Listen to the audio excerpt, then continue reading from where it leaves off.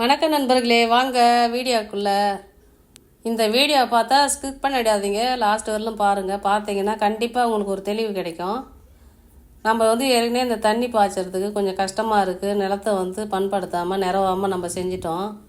இப்போ நம்ம நிலத்துக்கு கரெக்டான தண்ணி ஏறி பாயறதுக்கு நம்ம சுலபமாக விவசாயத்தில் கொஞ்சம் கொஞ்சமாக நம்ம ஐடியா பண்ணி ஆளுங்களை குறைச்சி நம்ம லாபமாக விவசாயம் பண்ணோம்னா இதெல்லாம் செய்யலான்ற ஐடியாவுக்கும் நாங்கள் இதை பண்ணியிருக்கோம். ஏற்கனவே 2 டேப் வச்சு கரெக்டாக நம்ம ஒரு குறிப்பிட்ட தூரம் பரவாயில்ல, இங்கே மட்டும் நம்ம பைப் போட்டுக்கலான்னு போட்டது. இப்போ நம்ம பைப்பு நம்ம கடைசி வரலும் கொண்டு போய் விட்டுட்டா, மோட்டரை கிளப்பி விட்டுட்டா, மானு கிளப்பி தண்ணி பாய்ஞ்சி அந்த லாஸ்ட் வரலும் நிற்கிற மாதிரி நம்ம இப்போ ஐடியா பண்ணி நம்ம இதை பண்ணுறோம். முன்னாடி நம்ம அதை செய்யலை.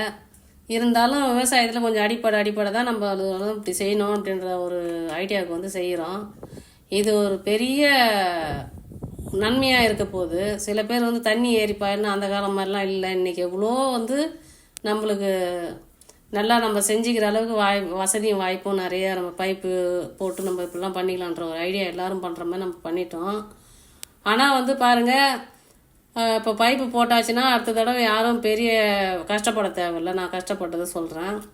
இப்போ 100 நாள் மல்லாட்டை போட்டேன், அது சரியாக முளைக்கல.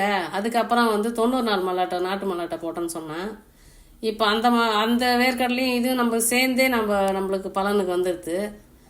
ஓரளவுக்கு நம்மளுக்கு பரவாயில்ல. இப்போ எதுவுமே இல்லை விவசாயத்தில்னு சொல்ல முடியாது. ஒரு விவசாயத்தில் இறங்கிட்ட அப்புறம் தான் நம்மளுக்கு இதெல்லாம் தப்பு, இதெல்லாம் ரைட்டுன்னு நம்மளுக்கு சொல்கிறோம். நம்மளுக்கு தெரியுது முதல்ல. இப்போதைக்கு நம்மளுக்கு இதெல்லாம் பரவாயில்ல, நம்ம ஏதோ பண்ணிட்டோம் அப்படின்னு சொல்கிற மாதிரி, நம்ம சாதிச்சிட்டோம் அப்படின்ற மாதிரி கூட எனக்கு எண்ணம் இருக்குது. நம்ம பெருசாக காசு பணம் பார்த்து நம்ம விவசாயம் பண்ண வரல. சில பேர் காசுக்காக நம்ம கஷ்டப்படுறவங்களும் விவசாயிகள் இருக்காங்க. அவங்களுக்காக இந்த வீடியோ நான் சொல்லலை. எனக்கு வீடியோவுக்கு நம்ம விவசாயம் பண்ணுறோன்னு சொல்ல முடியாது. நிறைய விஷயம் நம்ம நினச்சதெல்லாம் நடக்கணும் அப்படின்னு நினைக்கணும்னா போய் இறங்குனாக்கா அப்புறம் தான் தெரியுது. இதெல்லாம் படிப்படியாக நம்ம சொதப்பின விஷயம்லாம் நிறையா இருக்குது.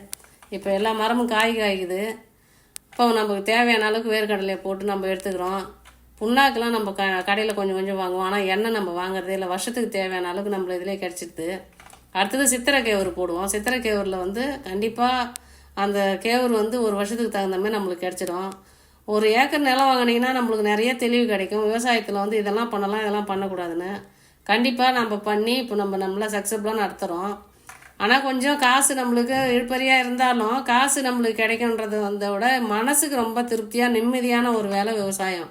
நம்ம இந்த கார்ப்பரேட் உலகத்துலேருந்து நிறையா போயிட்டு அனுபவிக்கிறத விவசாயியாக போய் அங்கே உட்காந்தா நம்மளுக்கு கண்டிப்பாக நிம்மதி கிடைக்கும் அப்படின்ற மாதிரி தான் விவசாயம். ஒரு காலத்தில் விவசாயத்திலே நம்மளை வளர்த்தாங்க.